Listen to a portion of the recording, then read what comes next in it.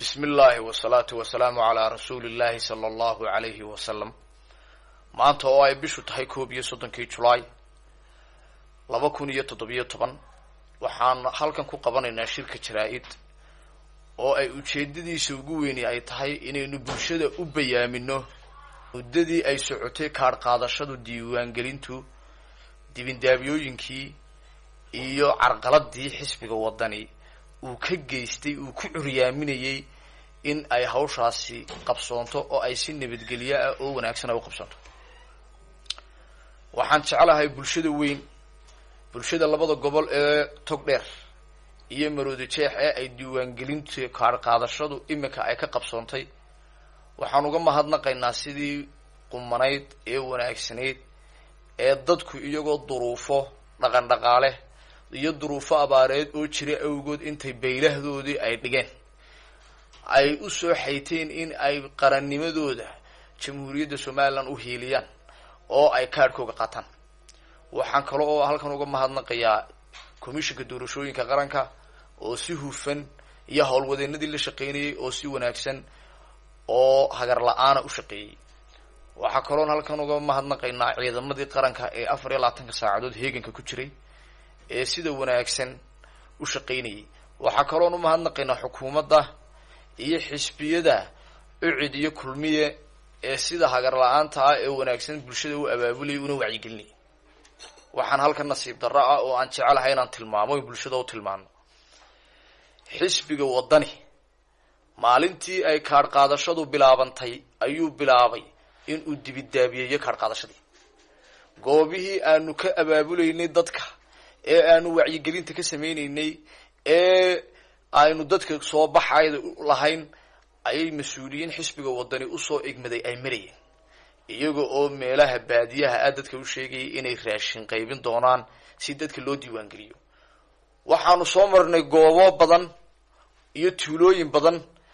oo intay mareen u sheegeen in ay raashin qaybinayaan oo ay maalintii 5 cisho hore iyadoo 3 cisho ay tageen 2 cisho u harsan tahay aanu soo marnay oo wacyigelin dheer ka bacdi ay dadkaasi nasiib u yeesheen inay isdiiwaan geliyaan waxa iyaduna xusid mudan gabili in mas'uuliyiinta xisbiga wadani ay tiifiyada kala haayeen dadku xilliyo dambe kuyuga ku jiraan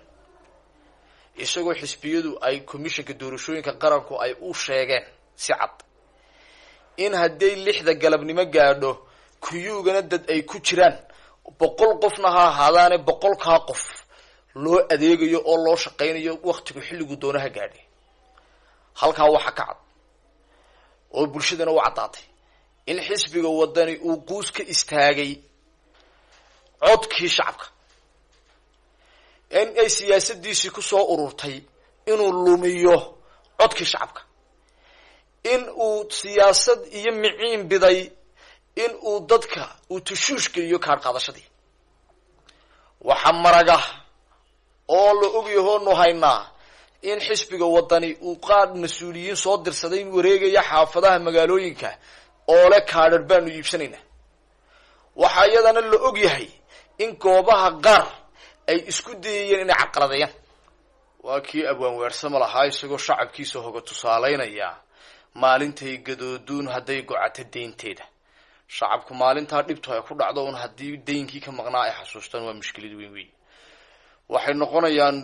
indhoolihii dhirbaaxa dabadii hanbabaray maalintay gumowduun haday garata inteeda maalintay gabnowduun haday dayata gaaxdeeda maalinta la gaaduun haday gamaska raadcayso maalintay gawaantaal haday garabka uun eegto maalintay god jiiftiyo markay boogtu wada gaadho yaa gadaal u soo celin tolo garasho waa yaabay maanta dibindaabiyada xisbiga wadani uu ka shaqeeyay iyo codka maanta inaga lumay yaa dib inoogu soo celin doona tolo garasho waxaanu leenahay diiwaangelintii 2 gobol oo kala laga qabanaya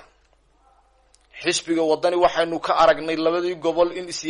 labadii gobol ee ka horeeyay siyaasadiisa inay ku soo ururtay dibindaabiyada cod yaraynta cod luminta waxaynu ka filaynaa 2 gobol oo kala laga qabanaya xisbiga wadani waxaanu ka aragnay labadii gobol in labadii gobol ee ka horeeyay siyaasadiisa inay ku soo ururtay dibindaabiyada cod luminta waxaynu ka filaynaa 2 gobol ee kalena in uu isku dayi doonaan inay codkooga yareeyaan baaqan bulshada u diraynaa waxa weeyaan godobtaada meelay baa lidhi shacabku ha ogaadaan degmo kasta iyo gobol kasta oo cod ka soo noqday tiro badani in ay ogaadaan godobtaasi inuu xisbiga wadani mas'uul ka yahay inuu xisbiga wadani ka shaqeeyay inay tirada dadku yaraato inuu xisbiga wadani ka shaqeeyay inuu dadka tushuus ku abuuro inuu xisbiga wadani ka shaqeynay dadka inuu niyad jabiyo oo uu dhiirigelintii xukuumadda iyo xisbiyadu ay wadeen iyo komishanka qaranku ee dadku ahayd inay kaadharka qaataan inuu wadani ka shaqeynayay in aanay dadku kaadharka qaadan waxa la hayaa oo la og yahay inuu safafkii kuyuyada lagu jiray uu ku soo darsanayay dad muran ka abuuro safafka waxaanu goobjoog u soo ahayn in ay dadka qaar kaadharkooga jeexayeen iyagoo ujeedadu ay tahay inay dadka niyad jabiyaan waxaa hawshaa ka shaqeynayay mas-uuliyiin xisbiga wadaniya oo la garanayo baaqaygu wuxuu yahay oonu qaranka jamhuuriyadda somaliland ugu baaqayna waxa weeyaan qof kasta oo dibindaabiyeynayay diiwaan kaadh qaadashada codbixintu wuxuu dibindaabiyeynayay qaranka jamhuuriyadda somaliland qofkaasina waa dambiile waxaan xukuumadda ka codsanaynaa iyo laamaha ammaankuna inay arrintaa aada iyo aada ugu dhug yeeshaan shacab weynaha codeeyayaashaana waxaan u sheegaynaa maanta qaranka jamhuuriyadda somaliland waxaa hagi karaa xisbi dadkiisa u tabantaabinaya wanaagga xisbiga dadkiisa ku dhiirigelinaya inay kaadhka qaataan xisbiga aaminsan in cod lagu kala helayo xisbiga dimuqraadiyadda iyo jamhuuriyadda somaliland nabadgelyadeeda dadka kala badbaadinaysa inay doorasho ku jirto xisbiga aaminsan xisbiga kulmiye waa xisbi tabantaabin nabadgelyo intaba uu hormoodna ugu ahaa muddada imika ay socotay diiwaangelintu xisbiga kulmiye waa xisbi isku kalsoon waa xisbi aaminsan taageerada shacabkiisa waa xisbi aaminsan guushu inay shacabka ku jirto waa xisbi aaminsan in dadku cidda ay u gartaan in ay codka siinayaan waa xisbi aaminsan in cod lagu kala helo waa xisbi aaminsan dimuqraadiyadda waa xisbiga 15 jirsaday ee maantana qaranka hagaya berrina aaminsan inuu hagi doono waxaan kusoo gunaanadeeyoon kusoo gebagabeynaya xisbiga wadani doorashaa la geli doonaa campaign baa bilaabmi doona kasii xasaasisan kan waxaanu jecelahay markaanu inaynaan nabadgelyada qaranka aynaan waxyeelin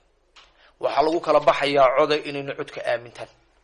waxaa lagu kala baxayaa maanta waa fartaase in fartaa iyo dadka waxaad u sheegtaane aad dadka wax wanaagsan u sheegtaan ood ka daysaan qaranka dibindaabyada